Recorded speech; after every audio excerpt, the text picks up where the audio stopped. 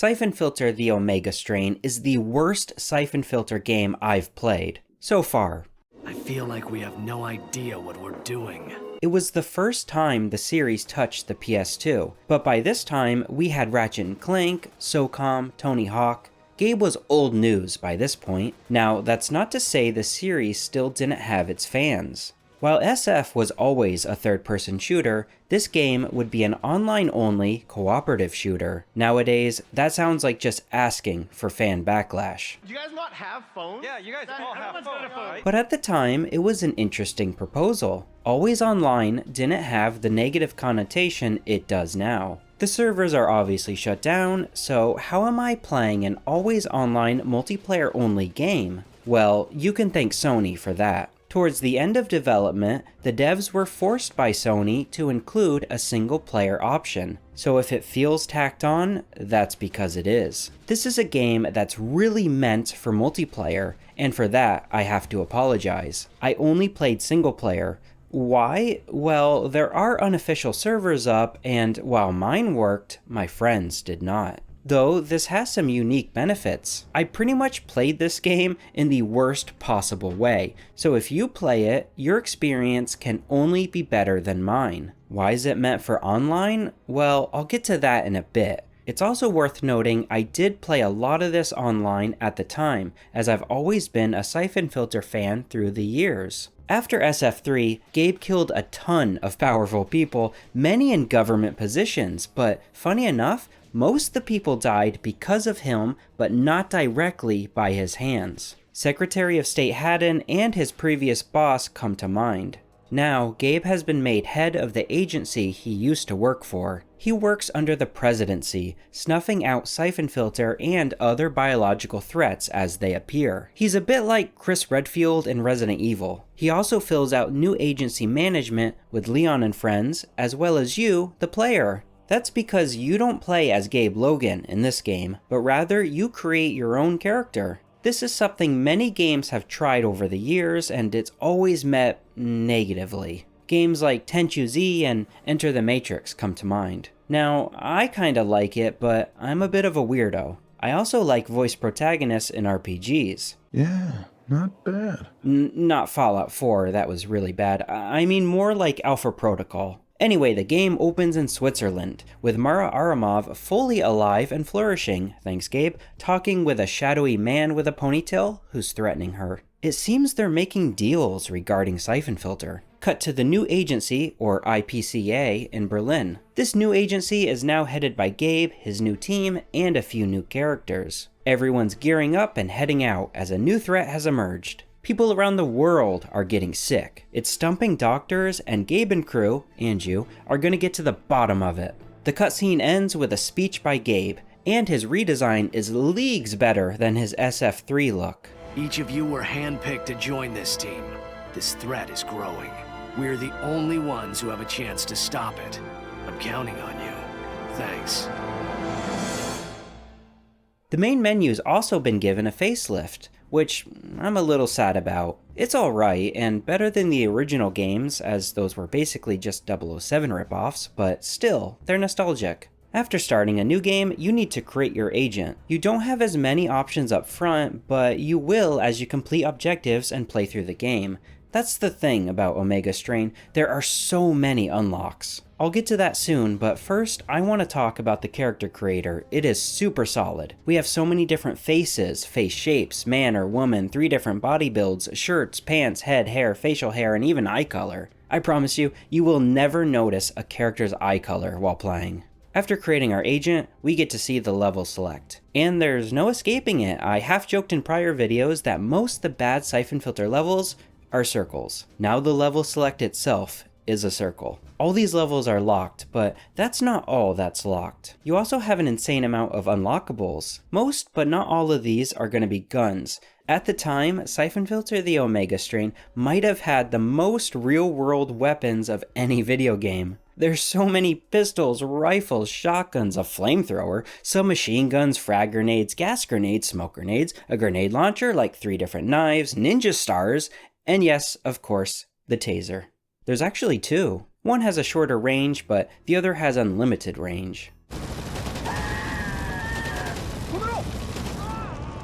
The Internet Movie Firearm Database lists all these guns, and I counted 96 in total. Some of the other unlocks that aren't guns include things like armor, health, ammo, stuff like that. It's kind of like an RPG in that way. I really recommend reading through the Internet Movie Firearm Database list just to see them trash talk how the guns are represented in-game. They're nothing like their real-life counterparts. Some of the sights are missing from the guns, the descriptions make no sense, and the game does the classic mistaking clips for magazines. Almost every gun is wrong in some way. It's actually really funny. I would guess that one of the designers or coders worked on the guns and not someone who has any familiarity with actual firearms. Anyway, as we start into the first level, it's the training center. Imani Gray will be our handler, and she's a new character. She'll lead us through the training as well as the first few levels. But before we begin, we need to choose our starting equipment. You have a back slot for larger weapons, a sidearm, auxiliary for submachine guns, a grenade slot, and a melee slot. You can be totally decked out if you want to be. Right now, we only have the starter pistol and a stun rod.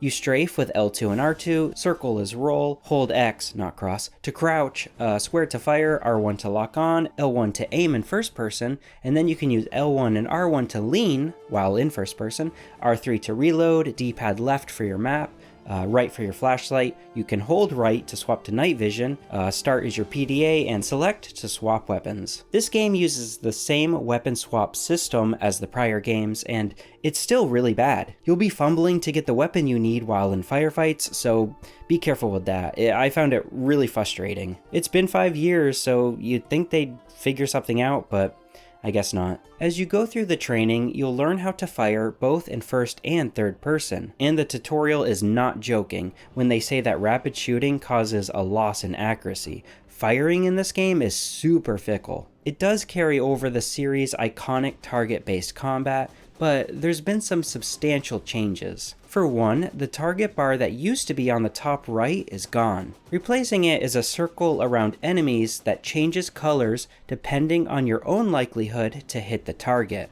I think it's a noticeable improvement, but it does have some issues. I think it's difficult to discern between the 3 color stages. So for example, there's red, yellow, and green, but they're in a gradient. A guaranteed hit is a deep green, but not every green is a guaranteed hit, so it's tough to know if your shot will actually land. After a while, you'll get used to it with timing, but it's not a great solution. And if you're at all colorblind, then I think it's really bad and might be difficult to play. Maybe there's a better way, but the way I've always played SF is to crouch, wait for the green bar, and then fire. You'll never hit anything if you fire while running. Alternatively, if the enemy is standing still, your character will auto-aim. You can blind fire in this way, or even better, you can snap to first person and then the camera will immediately be placed on the enemy. I'm not sure if the prior games did this, but if you do know, then leave a comment letting me know. Now, the main issue with this style of combat is, holy crap, I'm bored 10 hours in. This isn't a short game, and the combat just does not have the staying power to justify its length. It's basically tab targeting from an MMO, without the abilities. It's incredibly dull, which is fine for a shorter game like the first 3 Syphon Filters, but not here. This is supposed to be a game that's highly replayable, grindy, and always online. Also, the linear levels with lots of set pieces helped out a ton in those early games, which too are gone in Omega Strain. It'd be like a Call of Duty campaign, but take out the story, characters, and memorable set pieces. What does that leave you with? Well, the shooting is still good in that case, but it isn't holding your attention for even a short 4-hour campaign. Okay, so what do you do? Well, I'd make this a third-person shooter proper, with an always on-screen reticle, and give it positional damage for the enemies. For example, a leg shot drops an enemy to the ground, an arm shot makes them drop their weapon. You get the idea. And before you say that's too advanced, keep in mind that the first Medal of Honor did this 5 years earlier, which neatly ties back to my main issue with the game, and probably why this series is now dead. It failed to adapt to the times. There's no real improvements to this game compared to the PlayStation titles. If anything, it's regressed.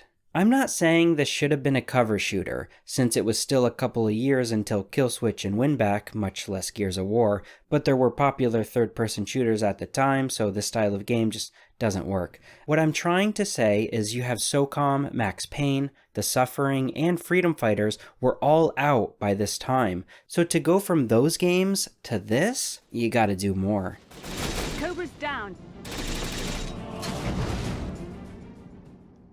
The gameplay shortcomings themselves make themselves known right in the tutorial, though it does give us a fun challenge to shoot all the targets within a time limit, rewarding us with a Scorpion SMG. The tutorial also teaches us how to hide bodies, which is a new addition to the series and one I think I utilized a single time in my entire playthrough. Again, people tell me this is a stealth series, but I'm reluctant to believe them. As soon as we finish training, we're sent off to Michigan, which is under attack by some bad guys I can't name because of YouTube rules. Our objective is to find Mujari from the prior games, as he's disappeared while searching for a doctor in the area. We just started the first level and the plot's already getting a little confusing. I'll try to simplify it going forward, but I have words.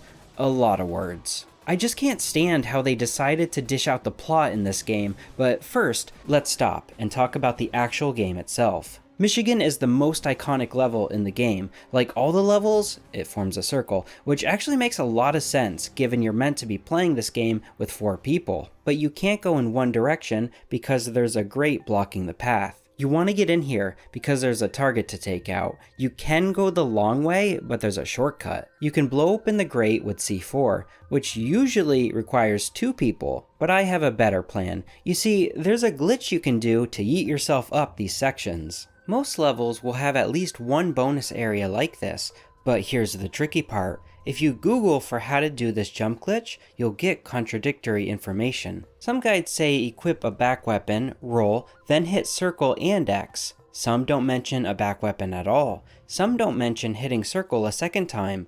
So what's the answer? I wish I could tell you. The best luck I had was hitting X, the crouch button, as soon as I could see my shoulder about halfway through the roll. But here's the thing, as you discover these places, they're not all the same. Some, like this trailer in the first level, is easy to do. Doing it during this window section in the same level, noticeably harder. I get the sense that the frames you need to do it in increase or decrease depending on the location. There's a couple parts later on where I sat there for like a good 20 minutes and I just couldn't get it once. What I'm trying to say is that your mileage may vary. Sometimes it's really easy, sometimes it's really hard, if not impossible. After grabbing the C4, we can finally head into the subway and kill Proust.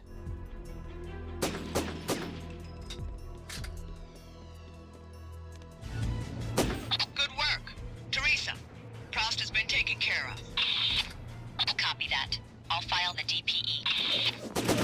The levels are broken up into a main objective, which is easy enough, but then there are side objectives that can be tough and sometimes even impossible solo. You also need to collect water samples around the area due to the outbreak. In a callback to the first game, you'll fight alongside the Health Authority, who fill in the same role as the CBDC. Though in a twist, they don't know who you are, and they will shoot you on sight. That is, unless you don the hazmat suit in the level. These mechanics don't show themselves often during the campaign, which I think is a shame, as it sets Omega Strain apart from the more generic third-person shooters. It also makes me wonder how a great single-player version of this game could be if they had focused on more original ideas like this. The fact that it's co-op really pulls the game design into more generic objectives. Run here and flip a switch, or run here and take someone out. I see Omega Strain as a game with some neat ideas that never fully realized its ambition. But I do think games like that tend to become cult classics, trying something new if not flawed. One of the primary objectives here has you running tests on a cadaver, which means defending the machine as waves of enemies spawn in, and this is the first time it hits you. This game's combat is really shallow. I think if combat is your core gameplay mechanic, it needs a lot of thought put into it. It feels slapped on here. Since it was passable in the first game, it should be passable here, right? But that's just not the case. Down in the subway is an underground mall with guys hooked up to explosives. Get too close and they'll take you out with them. This section is also the first time you'll really notice the graphics. It has a really clean look to it and still looks great today. More than that are the effects, such as fire, explosions, and your gun even smokes after firing. There's also reflection effects you can see on the floor tiles. I just love looking at all this stuff. It's really neat and something you don't see that often in games, especially now. This level's got better reflections than most modern games, and it makes me curious how they did it because the FPS never drops below 60. Shell casings make a satisfying sound when hitting the floor, and blood splatters on surfaces behind hit targets. For all my issues with the game, it does look great and plays super smooth.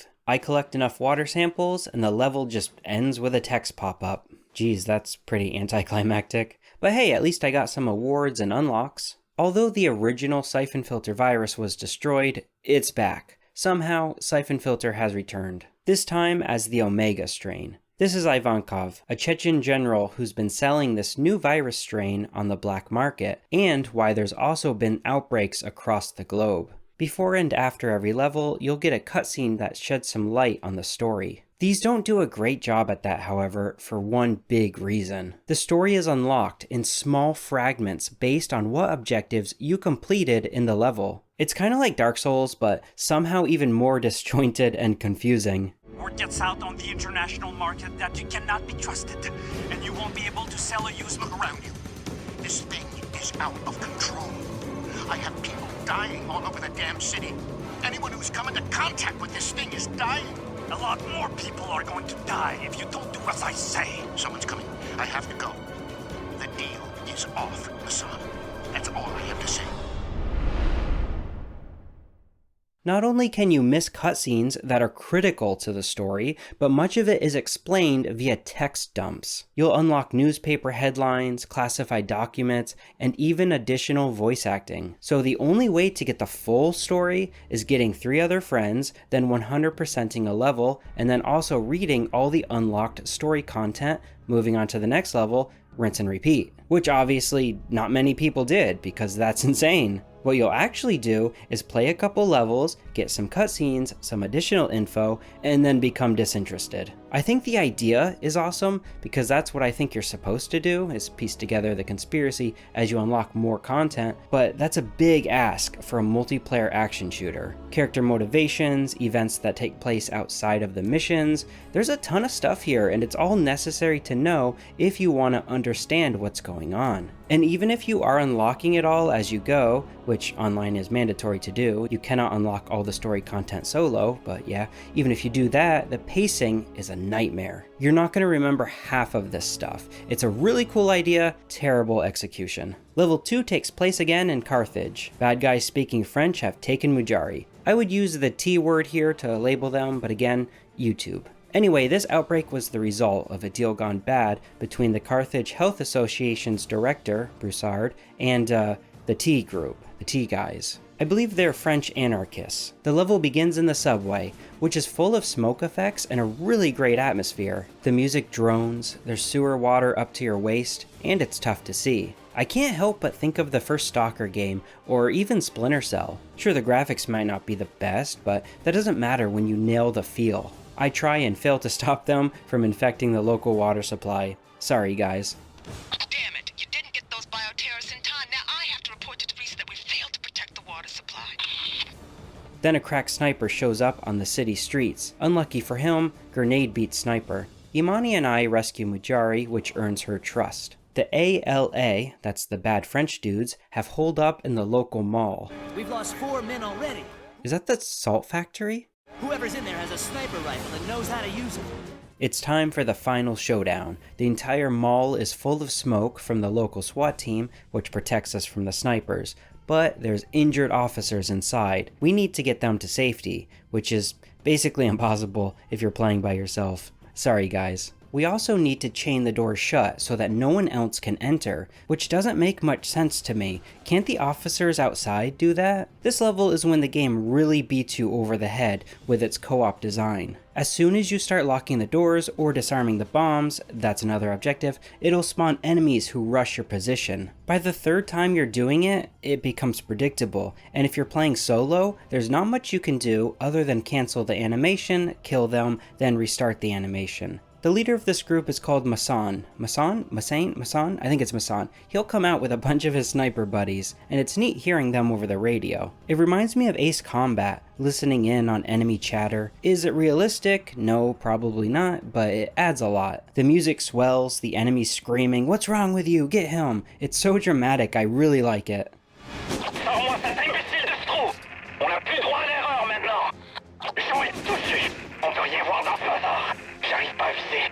Ils vont trop vite, plus vite que l'éclair! What's taking so long on Masan? Eliminate him! Like my ex, Masan can take a beating, and if you die, you can just respawn, there's no real penalty to it. I don't know what a good alternative would be, but just respawning really deflates any tension of a boss fight. Anyway, he eventually goes down, and we bring Mujari back to the agency. In between this mission and the next is our first bonus mission. Gary Stoneman, a new character, takes out the head of an Italian mafia family that was attempting to purchase the virus. I would show footage, but I lost it, and it's impossible to get it back. I would have loved to just replay the level to get that footage, but yeah, sorry, it's gone forever and I can't get it back. I'm definitely not lazy. Besides, the next level takes place in Belarus. Wow! Stone has tracked Yuchenko, a Chechen officer, in the area. He's been very naughty, trying to sell the Omega strain to potential buyers in the region. His buddy Zidkov is trying to blow up a steel mill, and we're gonna stop him. You can rescue the workers in the area, but again, it's a pain solo, and we got bigger fish to fry. I disable the explosives, grab some C4, and blow Zidkov's train just as he attempts to leave. Gift to Bozo. First part of the mission is complete. Good work. While chasing Yuchenko, our helicopter is shot down, with our pilot Alima being taken prisoner. Stone rushes after her, while we track down our gear. This level continues a pattern of placing enemies super high up, almost to a comical degree. Often you can aim at enemies beyond the game's render distance. There's a power station and comms truck to blow up, and a tank to contend with. But it's a little bugged, we'll say. Sometimes it one-shots you, other times you can take a round to the face. We'll deal with it later though, as Stone's been captured. So now we gotta rescue Stone, who is trying to rescue Alima, who is also captured. Maybe we'll get captured too. There's a maze-like compound where Stone's being held, but he thinks Alima's dead. Before another helicopter can pick us up, we gotta deal with that tank, which isn't too difficult when you got some anti-tank grenades. It wasn't your fault, Stone. 10 years in Nam and I never lost a pilot. It's like a dull knife in my ribs. You never found her body. Remember LaPon's trick in New York? No one is dead in this business until you touch their corpse. Don't help. If Alima's not dead, she's wishing she was. No, Gabe. Not Zohar. I don't trust him. He's all we've got. We need to find out what Yushchenko is selling. And the Mossad already has an op set up in Sana'a. What's the price, Gabe? Where's the line? I'll let you know when I cross it. Who can we send? I know a pretty good field agent. Gabe's frustrated. Our leads have dried up. All but one, which is making Gabe turn renegade. There's a member of the Israeli intelligence agency who may have some information, but he's sketchy. Leon says no, but Gabe's losing it, so we head off to Yemen. Turns out this guy has a container of Yuchenko's, most certainly proof of the virus. He'll give it to us if we help him with an Israeli assassination. You can play it stealthily, but I'm bad at stealth.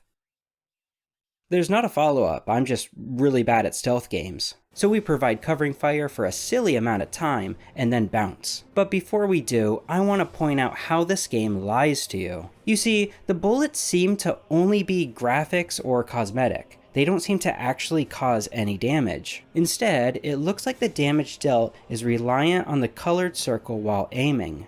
You can notice this best during this level, as you'll be using a sniper to quickly mark targets. Notice how the target dies, but the bullet clearly missed. I feel like we have no idea what we're doing. With the mission complete, he hands over the container. I was not planning to keep it. Back in IPCA headquarters, Imani has bugged Mara. This proves her involvement. Her last known location was during a meeting with a man who has ties to the Japanese mafia, which is a great excuse for a Tokyo level. The Japanese Secret Service thinks he has ties to the Yakuza.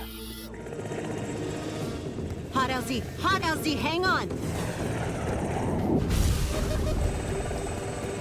Teresa, we're going down! Say again, our LZ is hot! We're going down! Come on! We're 2 for 2 on helicopter crashes. Anyway, this level is really what I think of when I think of this game. It's got a great look to it, the mission objectives are interesting, and there's a real sense of journey as you go from the city streets into the parking garage all the way up to the rooftop of Murakawa Tower. Officers wearing flak jackets are spread throughout. All of them except for one guy are just generic enemies. The one guy I'm talking about has heavy armor and a chain gun. I wish they all had a gimmick, like a boss from a Metal Gear game. I think it's a real missed opportunity. This level also has a bunch of side objectives and opportunities to play differently. One such example is the ladder in the elevator shaft. Sure, you can use the elevator, but that'll often alert the enemies on the floor you're entering, so the ladder is a more stealthy approach. There's also a security floor you can get past a few different ways. If you're playing co-op, you can jump the wall. Playing solo, you can stealth by,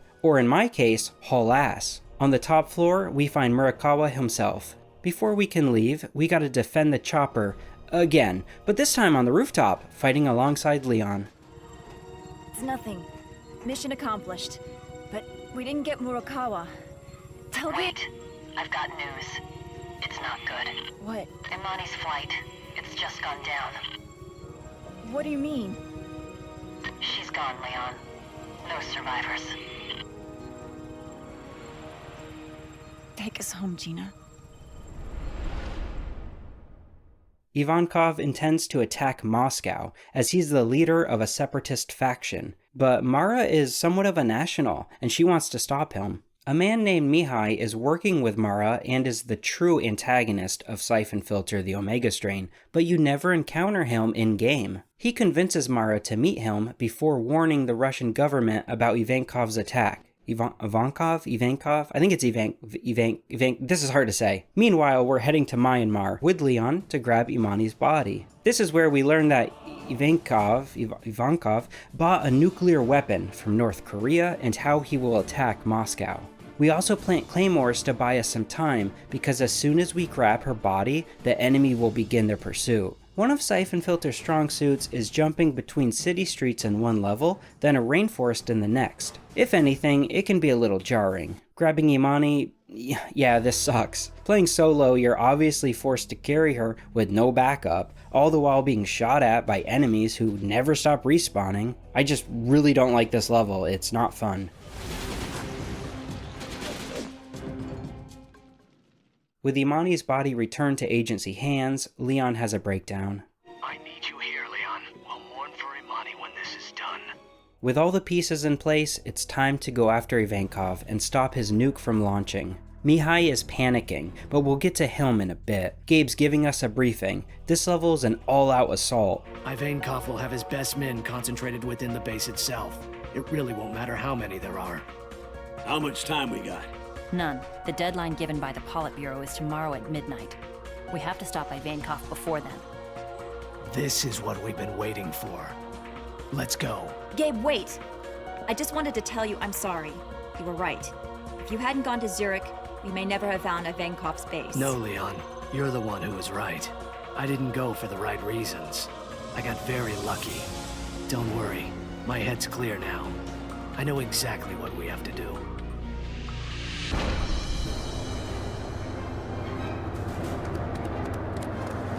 Что-то не так я это чувствую.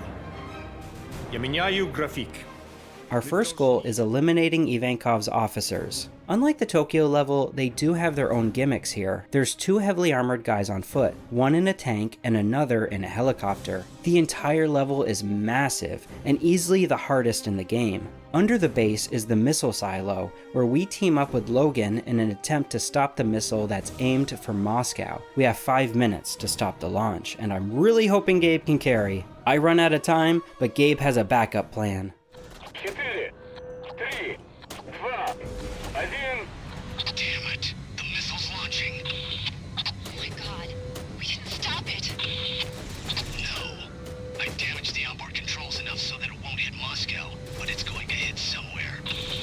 Time to get out of here. Stone, those explosives set. All ready to go, Chief. Everyone to LZ2. Leon, come get us.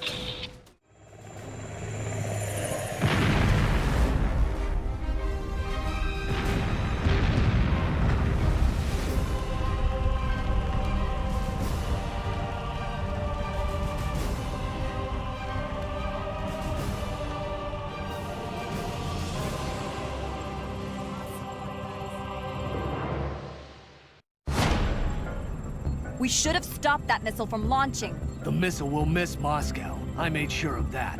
We just saved 10 million people's lives. That's nothing to be ashamed of. I have to attend a summit meeting next week to see if I can stop a war, close up shop and come home. After everything's settled down, we'll talk about where to go next. Yes, Mr. President. He doesn't sound happy. No, he doesn't. The world's barely been saved from a nuclear war. There's going to be more than just one type of fallout to deal with. So we stopped the nuke from hitting Moscow, but where did it go? I think the ending, or endings, plural, are cobbled together. It's a lot like the ending of a Fallout game, as which cutscenes play depend on your actions in-game. I mean, that sounds great on paper. In reality, it's a bit of a mess. But hey, it could have been worse. Dr. Elsa Weisinger defects from the agency. I guess just by walking out of the base. Why? Also, we never cured the Omega strain. But don't worry, because I have an ace up my sleeve. I got a 100% complete save file. Since you need multiplayer in order to 100% this game, the only way to do that in 2024 is to either download a save file, like I did, or get the online working. With this save file, we cured the Omega strain, President's happy, and Gabe's happy, but the game's far from over. Just look at the video length. We still got the bonus missions that add a ton to the story, so let's dive in. One has you working with a guy named Zohar as you both go undercover in Yemen, tracking down a viral container. You're supposed to play it stealthy, but like I said, I'm not good at stealth, and I'm also not too good at timing or following directions. Let's just say mistakes were made. Thankfully, you can go loud and still complete the mission. You can also do this dance, which I found way too late in the game. I'm practically invincible. Ignore my rapidly decreasing health bar. Next bonus level takes place again in Belarus. You work with MI6 operative Maggie Powers, who actually showed up in the third game. She doesn't do anything, but hey, she's here. Anyway, your goal is planting some viral sniffers around a university campus. We suspect it has something to do with Syphon Filter. These missions don't always connect with the main plot, but they do help flesh out the Syphon Filter universe. This is also the most stealth any Syphon Filter game has been, so that option's available to you if you're a weirdo. I didn't get a gun for the aesthetics, okay? Speaking of guns, two of the crazy unlocks in this game is the ability to dual-wield pistols. Then later on, you unlock auto-targeting headshots. It has to be with a pistol, I think, and you gotta be close to the target, but still, I'm double-fisting pistols, plinking full armor guys in the noggin. This game gets really silly by the endgame. Next stealth level has you playing as Mujari. He's a pacifist, so you gotta stealth the entire time or it's an auto-fail. We gotta rescue some hostages, photograph some war crimes, and in a callback to the third game, dance on some mass graves. I don't know why they keep putting this objective in the game. Seems inappropriate to me. All the characters in the SF universe are pretty interesting, and I gotta say, well thought out. They all have quirks about them that make them easy to remember. Mujari is a great example. South African apartheid resistance guy turned pacifist. Just having 2 or 3 quirks that make an otherwise minor character easy to remember goes a long way. His somber monologuing is a bit preachy though. Schools were meant to be places of learning, where the young and curious could expand their knowledge. What lessons had been taught in this place? How many curious minds had been silenced? If these deceased orphans I'm stepping on could hear this, they'd be rolling their little eyes. In another level, we're heading with Mujari to a secret laboratory in the North Atlantic. This is actually where Mara got the virus in the epilogue of the third game. I think that's pretty cool. What's not cool is this level is confusing as shit. You gotta get to the 13th level. You go down, hit a switch, go up a ladder, but it needs to be on the left side, the right side's locked. Then you need access codes. Then you gotta go down the ladder on the right locked side because now it's unlocked, and it just takes a long time to figure out, and this map does not help. This 50 caliber sniper rifle does though. Having all the guns unlocked breaks the game. Armor, no problem. Ammo, no problem. Figuring out where to go, actually, that is a problem. Seriously, this game does such a great job at switching up locales. I'm under the ocean, for God's sake. Sure, I'm just sitting here, defending a box until the game tells me I can leave, but I'm under the ocean. It's like that Little Mermaid song that the Little Lobster guy sings. I think it's called Under the Ocean. Mujari proves how much of a pacifist he is by blowing up the entire rig. To be fair, he makes an announcement warning everyone, but come on, there's gotta be an unconscious guy or two in there. Not to mention all the people I shot. And Mujari brought me along. He knows how little regard I have for human life. I will not kill them for making bad career decisions.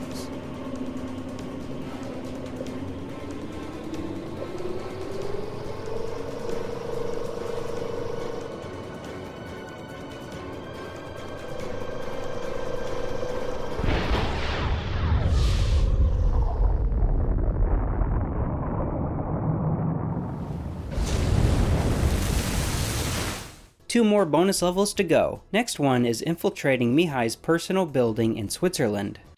You have to incapacitate the guards. Use non-lethal force and hide them. Cobra, you're violating our agency collateral damage policy. It's another stealth level, but this one's actually pretty easy once you have a bunch of the unlocked guns and know the enemy patterns. I don't like mandatory stealth, but this is some cool Mission Impossible shit. You have cameras, lasers, secret files. Makes me want to replay the Mission Impossible game on the PS2. It ain't half bad, you know. We're here searching for a connection between Mihai and Meta Global, a company tied to Syphon Filter. We don't have a connection, but we do find an address for Mihai's personal villa in Montenegro.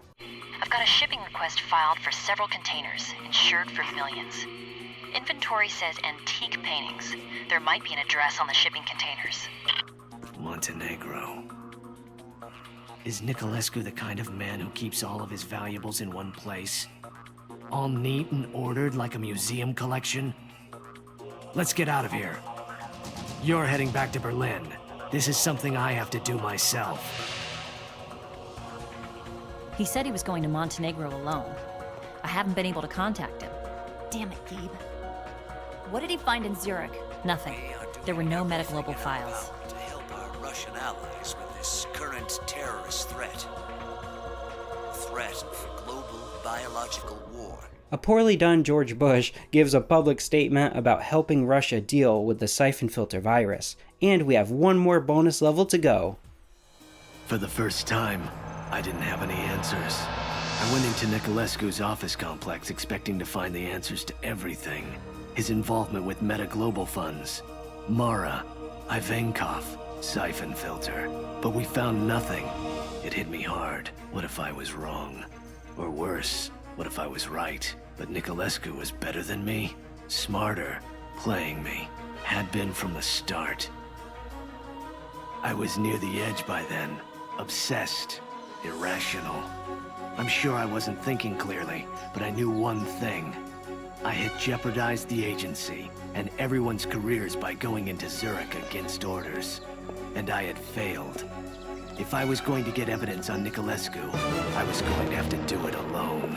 I had to risk everything, gambling that while Niculescu was too smart to keep records in Zurich, maybe he wasn't as smart as he thought. He kept his most valuable paintings in his villa. Maybe he kept other things of value there as well. And this one's a big deal, because we're playing as the legend himself, Gabe Logan. This level is short and sweet, 3 minutes to save Mara and get Mihai. You can stealth your way there, but this is me playing, so 3 minutes. After years of searching, digging to uncover the Syphon Filter conspiracy, I was close. I merely had to get to Mara before they murdered her.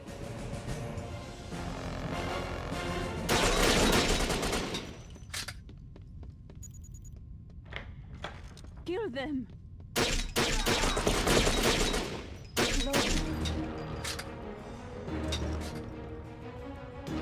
It can't be you. It seemed hard to believe. Niculescu was in my grasp. I felt like Ahab, about to plunge the harpoon into his demon whale. I don't know why Gabe's so poetic now, but it's an interesting choice. Well, this is a nice change. Instead of trying to kill me, you actually saved my life. Maybe I just wanted to make sure the job was done right. How many times have you tried, Logan? Now is your chance. But then you would never find Ivankov. What makes you think I care? But of course you care. You're one of the good guys, aren't you? You're not going to let... Oh... Oh, it's Niculescu, isn't it? That's how you found this place. Of course. You've been to Zurich and found nothing. Give me his files, Mara. All of them. His files? What a fool you are. There are no files. What, you think Mihai is some stupid toadstool like Fagan or Haddon? You think you will just crawl under the bed and find a box full of papers marked Meta Global Funds? Something like that. He keeps it in his head. All of it. You will never get Niculescu. Goodbye, Mara. Wait. Do with me what you will. I cannot help you with Niculescu. But Ivankov... that is something I can do. I'm listening. It was never about the virus, you know. Ivankov, I mean. That was a tool, a distraction, some easy cash. Your agency. You're all so intelligent, aren't you? The virus. The Omega strain. So much energy spent looking for tomorrow's weapon of mass destruction. You do not see that Ivankov wants yesterday's. I tried to tell him. Mihai, I mean. Mihai expected Ivankov to use the virus against Moscow. He would not listen to me. I tried to tell him that Ivankov sold the virus, made a deal with the North Koreans, traded the Omega strain for a nuclear bomb. That's what Ivankov is using to blackmail the Politburo. I tried to tell him. Poor Mihai. He has stockpiled thousands of doses of viral antigen. What a killing Metaglobal would have made. No matter that 10 million of my countrymen would have to die in the process. Listen to me, Mara. But he's not going to make much money off a smoldering crater, is he? Where's the profit in that? Snap out of it. Listen to me. I don't care about Niculescu anymore. You were right. I was obsessed with him. For a while, uncovering Niculescu was all that mattered to me. I don't know why, but you've got to help me now. There's still time, Mara. Help me, Mara. Tell me where he is. This cutscene was so good. Why couldn't we have gotten a full single-player game of this instead? It's just talking, but it's so well written. I mean, it's ham-fisted, but this was 2004. I would have gladly taken this kind of storytelling over the mishmash garbage we got in this game and all the other levels. It sucks because this last bonus level, where you play as Gabe, gives just a tiny peek into a potential game that was never made. Anyway, here's the bad ending I showed earlier, and the good ending you never got to see, side by side. We should have stopped that missile from launching. The missile will miss Moscow. I made sure of that. We just saved 10 million people's lives. That's nothing to be ashamed of. Whose lives did we sacrifice for the lives in Moscow?